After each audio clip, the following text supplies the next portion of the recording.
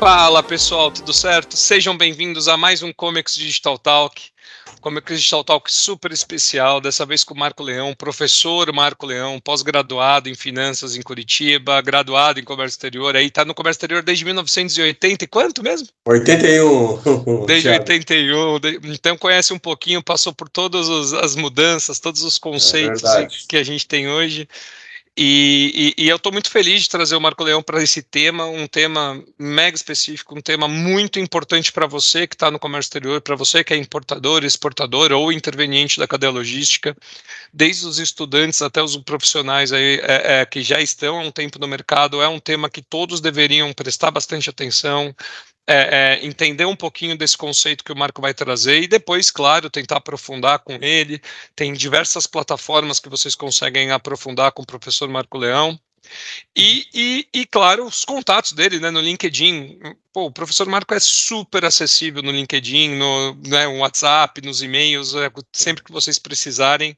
Inclusive, ele tem prazer em ajudar, prazer em responder sobre isso, de um tema de comércio exterior, que a gente vive o comércio exterior, vive as tributações. Bom, quem precisar, fique à vontade para contar aí com o professor Marco, não é não? Sem dúvida. Estou à disposição, é sempre um prazer atender e a gente ajudar a colaborar no crescimento profissional das pessoas, né, Thiago? É isso mesmo. Então, daremos início a esse Comex Digital Talk super especial com o tema tributação nas atividades internacionais.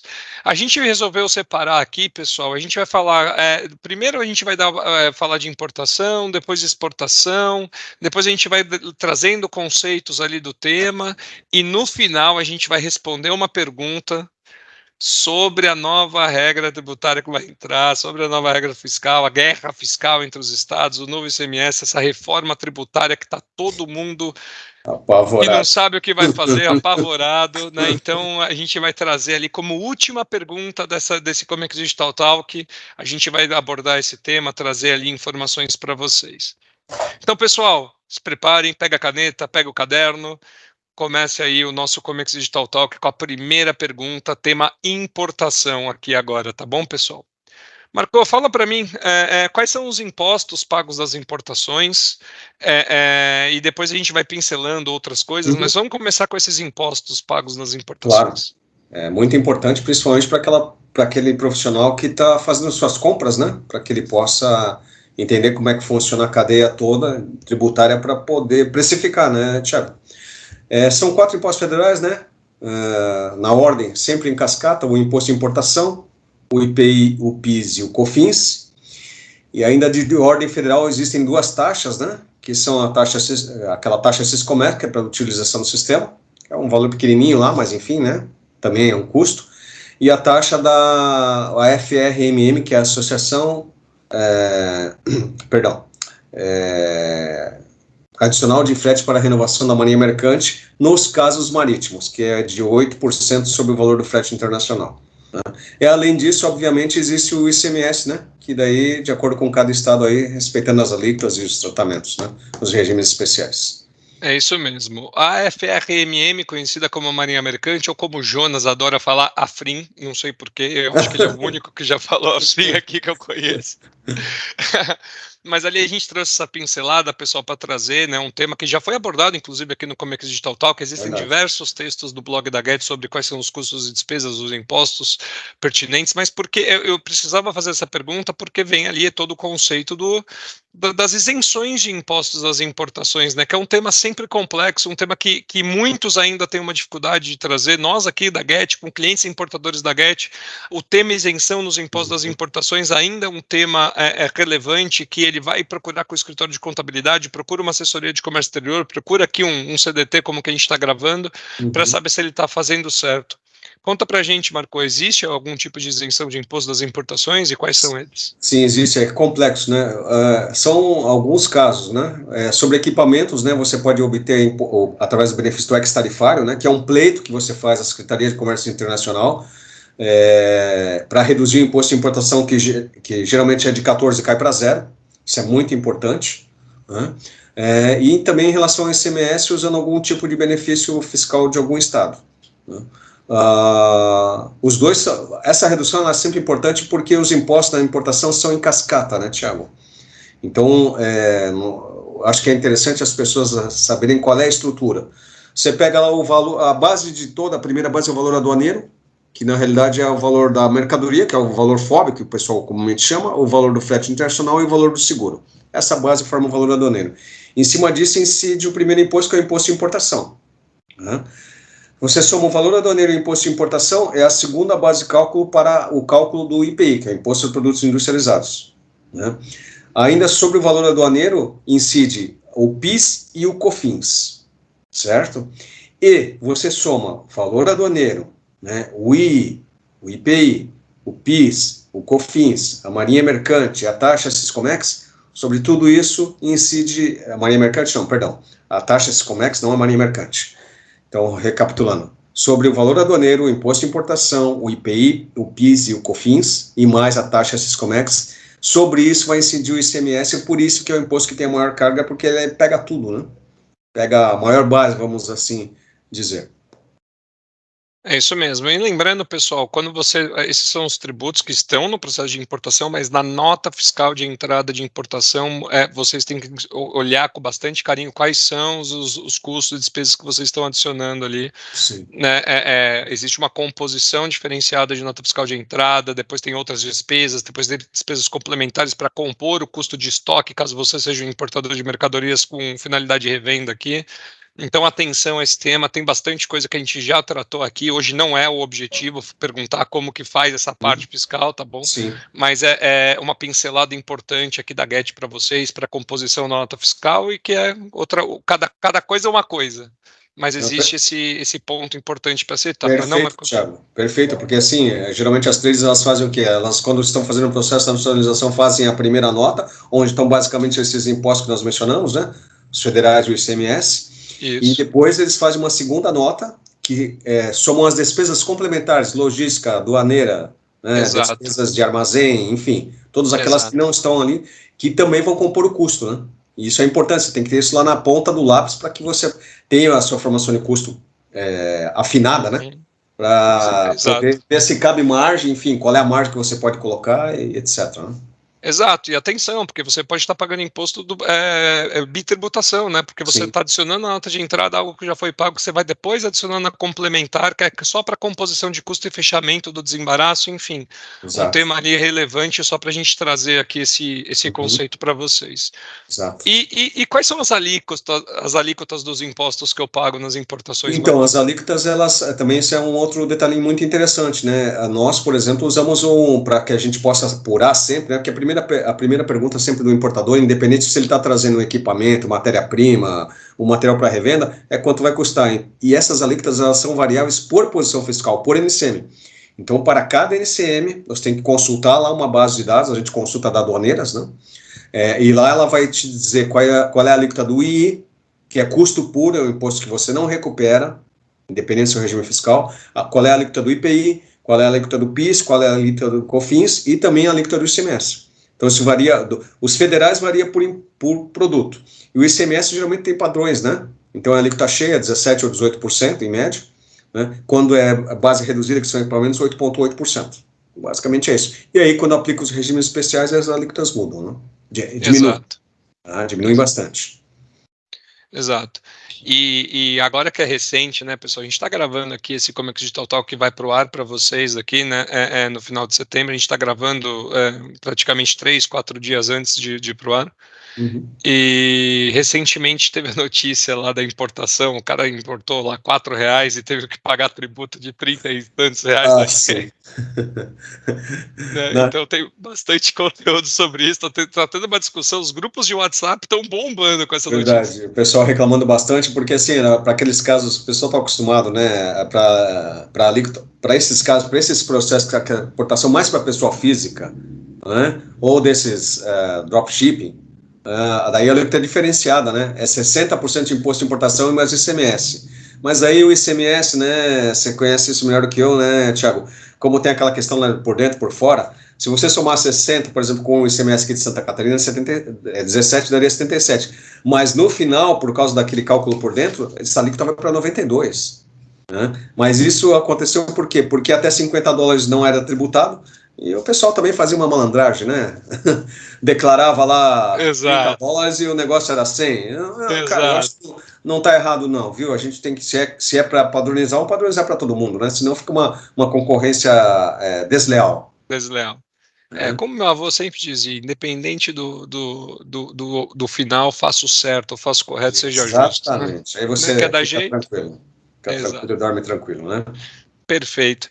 E a gente vai entrar agora, Marco, no tema exportações, que é um tema que a gente vai abordar um pouco mais, tem um pouco mais de pergunta, um pouco mais de conceito dentro das exportações, que é uma grande dúvida do pessoal, né? E conversando sobre exportação, existe um senso comum que exportar é muito simples porque não há imposto, né? Não tem incidência de imposto. É verdade isso daí? É o senso comum. É uma meia-verdade, né? É uma meia-verdade. Você não tem ciência, você não tem a incidência desses impostos, como o IPI, PIS e COFINS, né? Quando você está vendendo. Mas eu inverto a pergunta, né? Qual é a atividade no Brasil que não tem imposto? Não existe, né? Na realidade, você vai pagar um imposto sobre a receita que você vai colocar para dentro do seu caixa em cima dessas exportações. Então, ou seja, você vai pagar praticamente o imposto de renda e o CSLL, que é a contribuição sobre lucro líquido. Desses dois impostos não tem como escapar. Né? Então existem sim impostos nas exportações. Né? O que existe são algumas isenções, por exemplo, em operações específicas, como aqueles regimes lá, como o drawback ou recoff, né? Que são aquelas operações, né, Thiago? Você está importando um insumo ou um componente para um determinado processo, que você vai fazer um processo de industrialização aqui no Brasil e vai exportar esse produto final usando aquele componente ou insumo. Aí, nesse caso, você tem a isenção dos impostos de importação, né? IPI, PIS e COFINS. Uhum. Sim, sim. E o tema drawback e recoff foi constantemente abordado. Eu me recordo, pessoal, eu posso estar errando numa data, mas acho que foi 2019 que todas as empresas resolveram fazer algum tipo de webinar, de evento, independente do que seja, sobre qual é melhor, o drawback ou o recoff SPED chegando. Pessoal, tem bastante conteúdo na internet, tem bastante, tem muitas pessoas boas falando sobre esse tema. Recomendo que vocês dêem uma olhada no Comex Digital Talk de 2020. Nós falamos sobre esse tema também.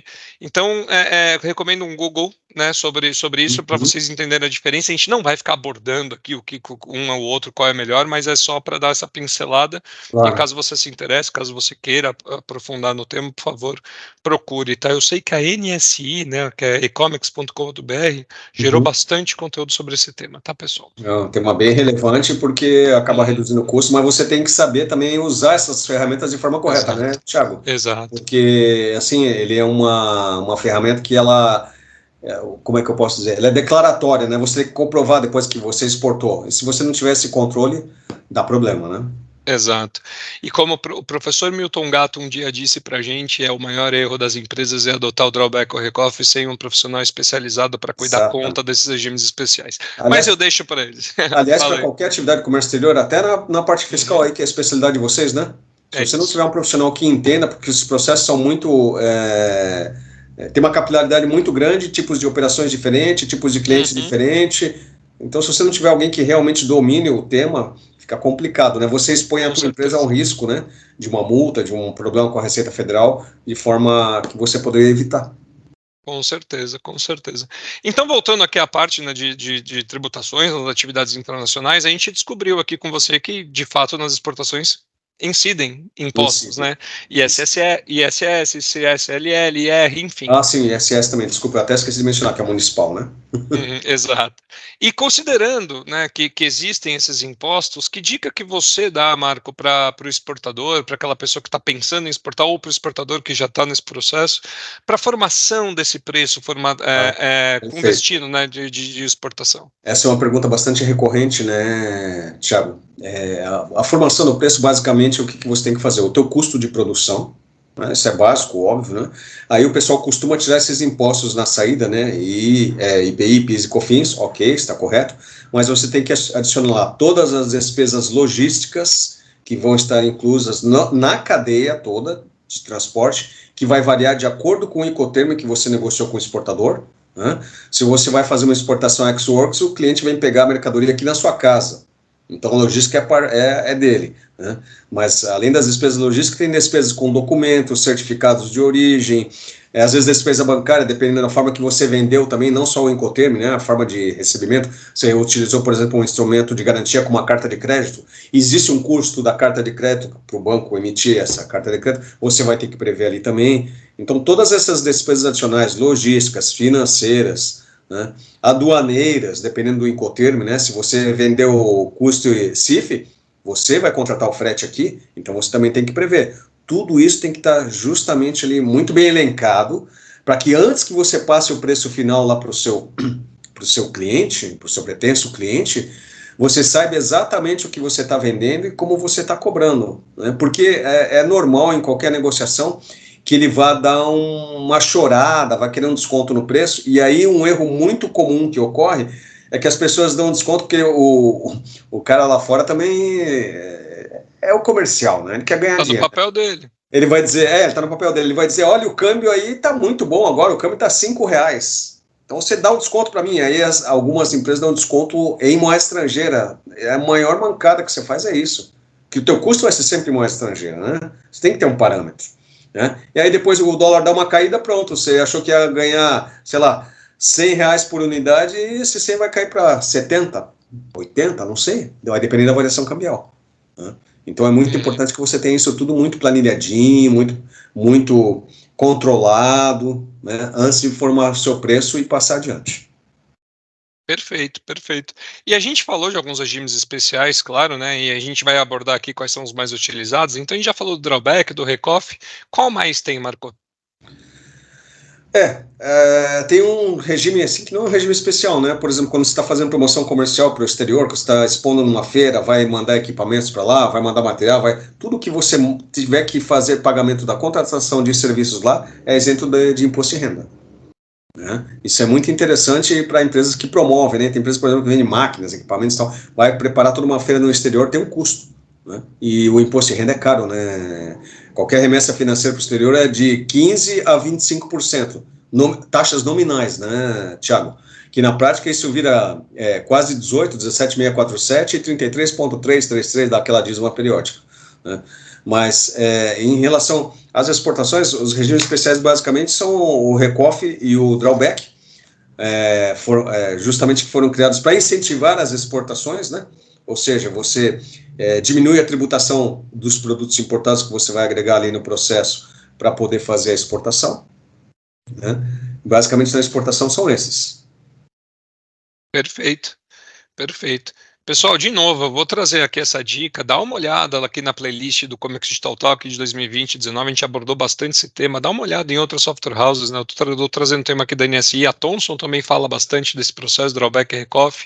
Recomendo a você que tem interesse em aprofundar no tema ou que ainda não sabe, para dar uma olhadinha, tá? Uma ferramenta também, né, Thiago, que você pode, especialmente quando você está exportando aqui no Mercosul, que é uma coisa simples de se fazer, você obter o certificado de origem, porque daí quem está comprando lá não vai pagar o imposto de importação. Uhum. Então ele se torna não é um regime especial, né? É um benefício que tem de blocos econômicos que você tem que aproveitar. Ele é uma alavanca de venda para você. Legal. Você sabe que o certificado de origem é um tema que tá para sair aqui no Comex Digital Talk. É interessante, porque ele está eletrônico agora, né? Uhum. E assim, eu digo que é simples porque a gente vê mais a coisa estratégica, né? Mas assim, ele tem que ser feito seguindo todo um rito, declaração de produtor. Claro. Né? O cara tem que conhecer um pouquinho, como em qualquer outra atividade de comércio exterior, para emitir o certificado de origem de maneira correta e para que o comprador lá fora possa aproveitar o benefício.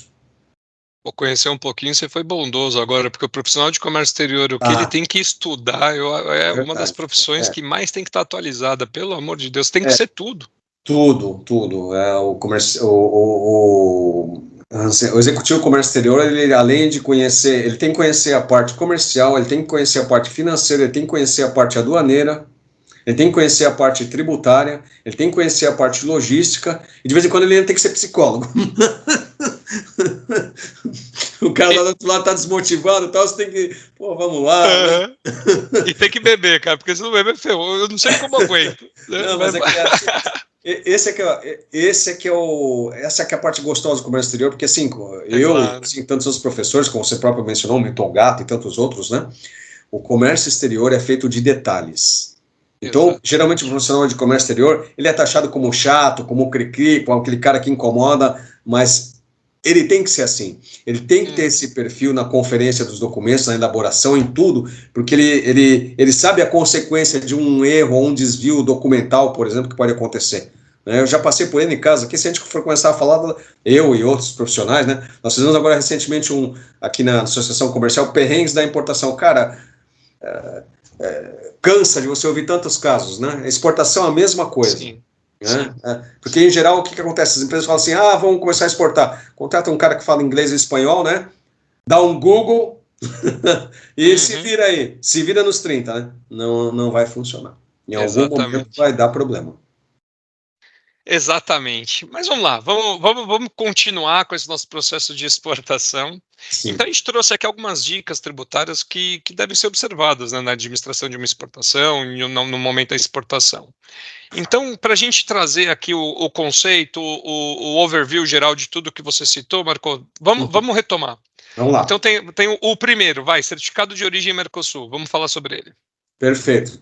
Você tem que fazer de forma correta para que se torne um benefício para quem está comprando de você. Na realidade, ele vai te dar uma condição melhor de venda. Ok? Perfeito. Né? E muitas vezes é uma exigência até aduaneira lá, pode causar algum tipo de restrição aduaneira lá. Então, não custa nada. Isso aí. O número 2, aproveitar as isenções do I e do IPI nas operações de drawback. Exatamente, você tem que, o que acontece quando você vai exportar, você tem que ter um controle de todas as suas operações para lá na frente você poder realmente, porque você fica isento no momento da exportação, do IPI, né? Mas lá na frente você tem que comprovar que realmente, por causa daquele benefício ali, você aproveitou e fez uma exportação. Então, geralmente tem controles, hoje o pessoal faz de forma eletrônica, fica mais fácil, né, Thiago? Existem sistemas que fazem isso, porque manualmente, pelo volume de negócio, é muito difícil, né?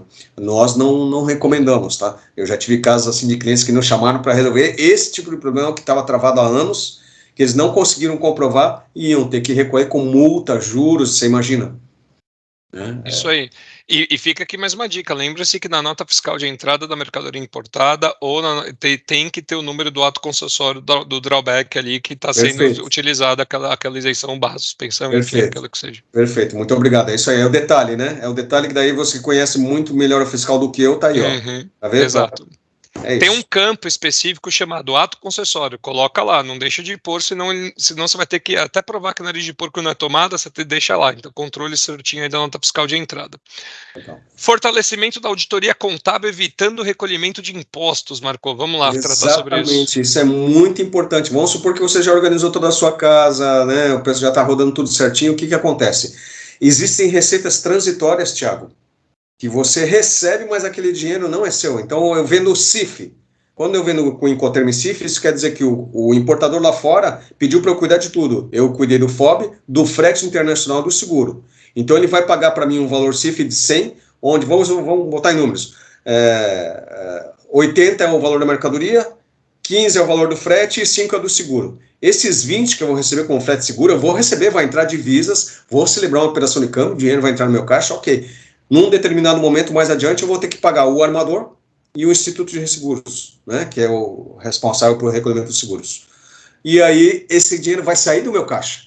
Então, se eu não tiver esse controle, eu vou pagar imposto de renda e CSLL sobre essas duas receitas que são transitórias. Então, contabilmente, eu tenho que ter uma conta separada lá dessas receitas transitórias. Porque, num determinado momento, aquela receita que entrou vai ser zerada.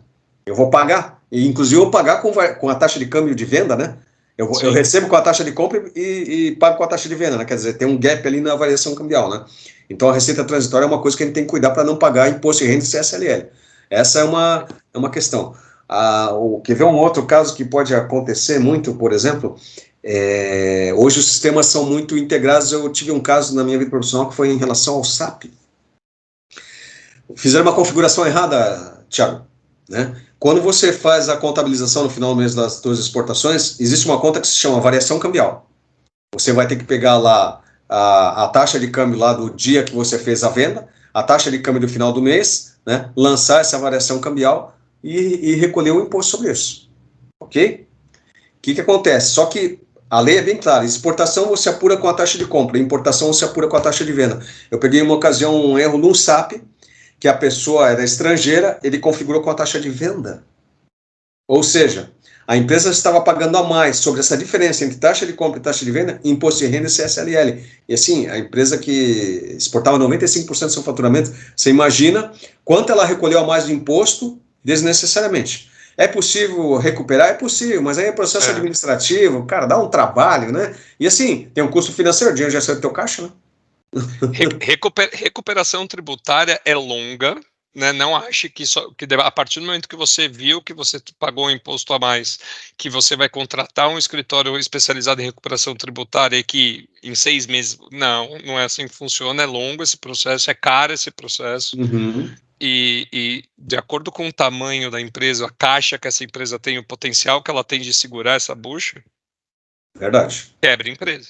Então, atenção a isso. Só que, Marco, eu quero voltar no termo que você usou aqui, que são receitas transitórias.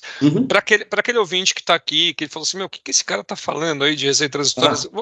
Vamos fazer uma explicação ao que é, né? E, claro, quando elas ocorrem, enfim, um overview geral para explicar para quem está nos ouvindo sobre o tema. Perfeito. Quando eu fiz uma venda, eu estou negociando comercialmente com o importador e eu vendi para ele na condição CIF. Custo, que é o valor, seria o FOB da mercadoria, o I, que é o insurance, o seguro, e o F, que é o frete internacional. Eu contratei frete e seguro internacional. Ele está pagando a mercadoria para mim, então a receita que eu receber sobre o F lá, que é o FOB, é minha mesmo. Essa eu pago CSLL, imposto de renda normal, tranquilo como está a legislação. Esses outros 2 créditos que eu vou receber temporariamente, porque ele vai pagar lá, eu vou receber em divisas aqui, vou fazer uma operação de câmbio e vou, com a taxa de compra, que o câmbio vai converter lá, receber isso no meu caixa. Beleza. Vai chegar um determinado momento que eu vou ter que pagar o armador, que é o transporte, que é o frete, e vou ter que pagar o seguro.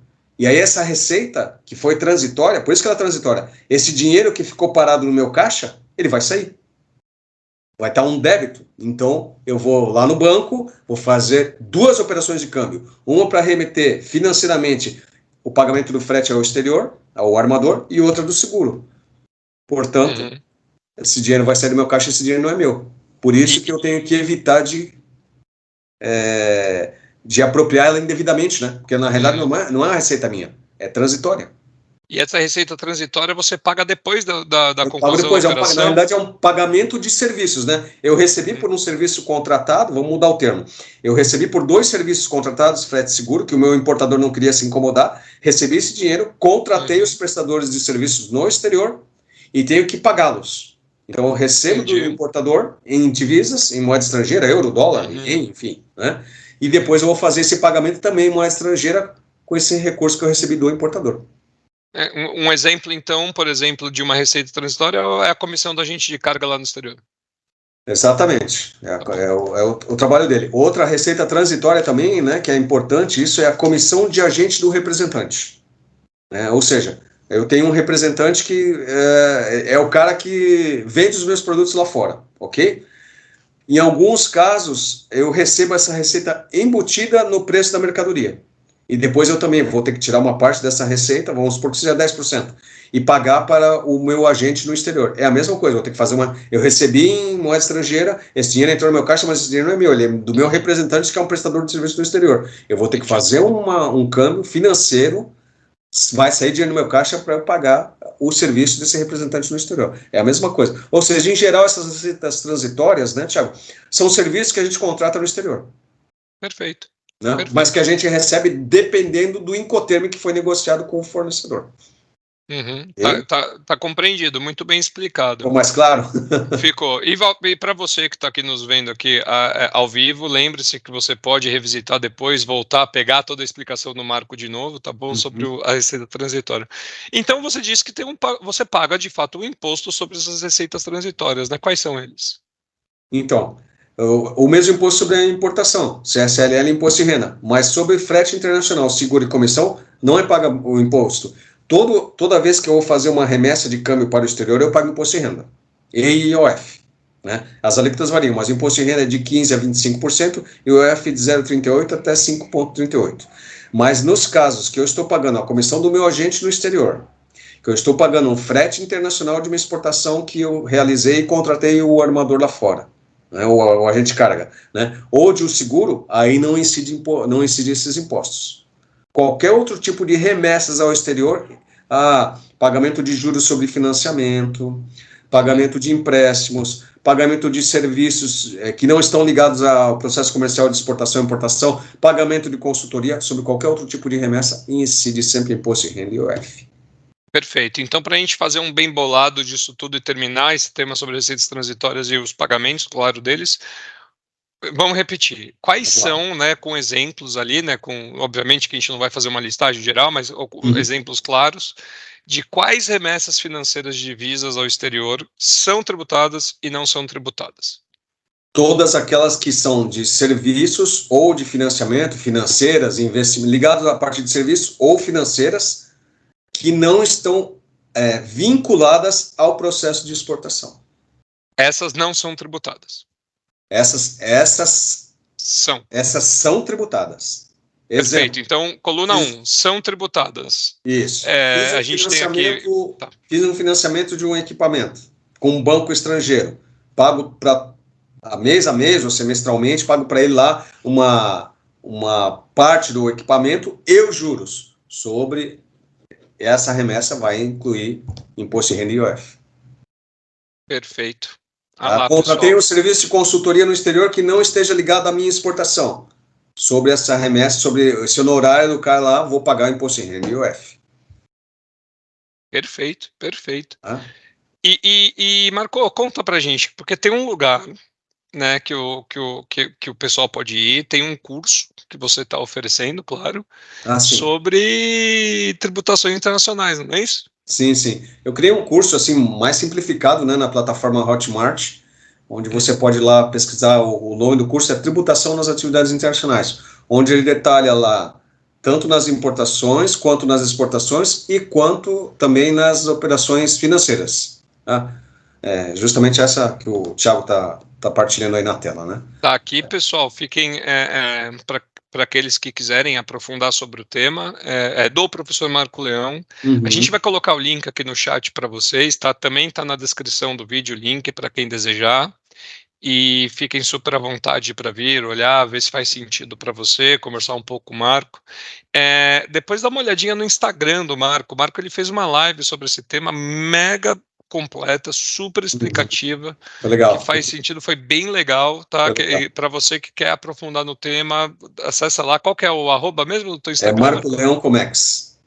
Marco Leão Comex. Sem acento, né? Marco Leal Comex. E eu, assim, tem uma live lá, né?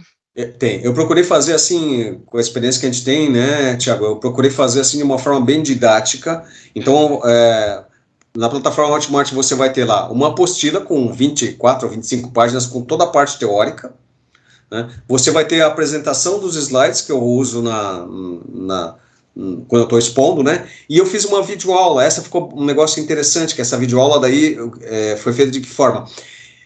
Eu ia apresentando os slides, mas assim, ele é gravado um áudio e é com ilustrações. Então, teve um profissional que eu contratei que faz isso, né? E aí ele vai jogando as imagens, porque daí dá para você ver no metrô, né?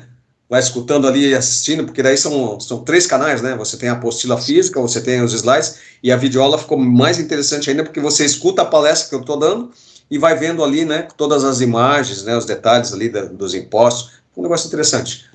Show de bola, show de bola. Convido a todos vocês que estão aqui assistindo Como Existe Total, quer dar uma olhadinha, né? Acessa lá, vai no Instagram do Marco e entenda, veja se faz sentido para vocês, se vocês gostarem, já tem ali onde consumir.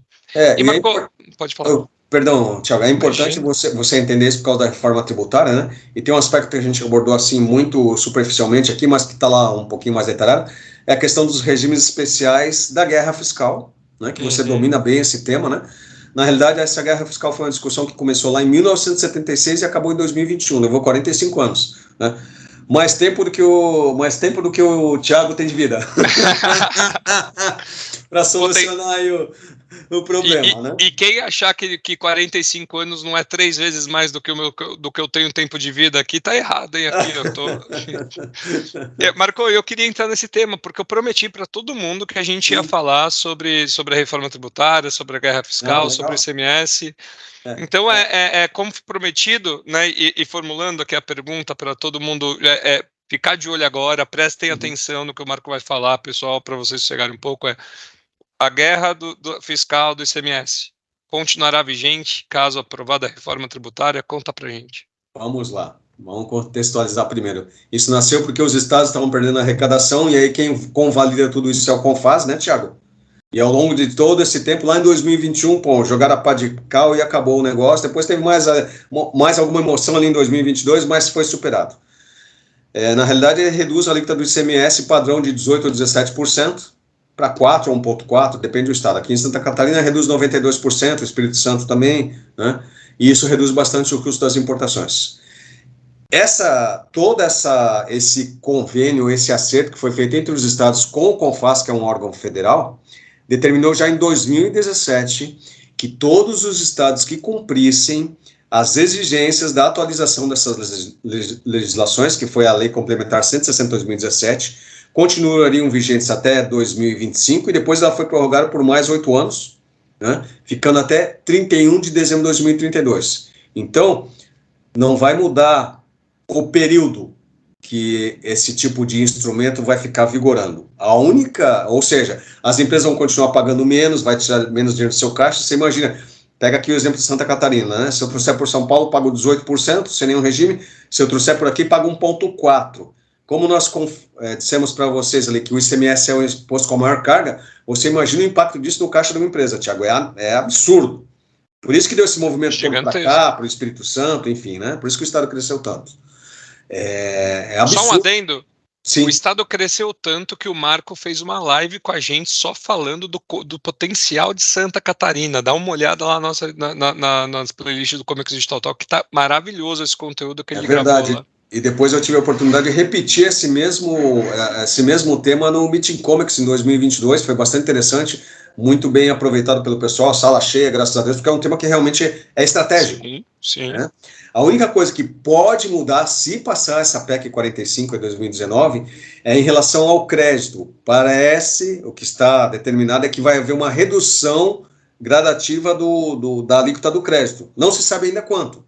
Então, ao invés de receber 4%, sei lá, no ano 2026 você não vai receber 4%, vai receber, sei lá, 3,5%, não sei, ainda não está definido.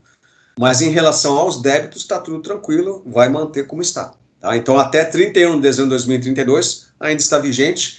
Então, se você ainda está pensando numa estratégia de reduzir os seus custos, e se você a sua empresa ela importa para o mercado aqui, vamos dizer, da região sul e sudeste, Grande São Paulo, não tenha dúvida que Santa Catarina é o melhor modelo. Se a sua empresa ela importa para revender do Rio de Janeiro para baixo, aí recomendamos que você use o benefício do Espírito Santo, né, que é semelhante ao nosso, mas é por causa da questão da logística, né, Thiago? Exato. A gente também não pode tapar o sol com a peneira, né? A vida de um executivo de comércio exterior, principalmente que faz importação, e o Thiago vive isso todo dia ali, porque ele vive emitindo nota, é fazer a conta de qual é o custo final do meu produto num determinado local, né? Porque eu tenho que fazer a conta inversa, né? Para ver se realmente dentro desse custo eu consigo colocar minha margem e ainda ter um lucro suficiente para sustentar a operação ao longo do tempo. É isso mesmo. 90% dos clientes da Getty são importadores com finalidades de revenda. Sim. E aí eles utilizam das diversas formas. Tem importador com finalidade de revenda que tem uma trading que faz por conta e ordem para ele.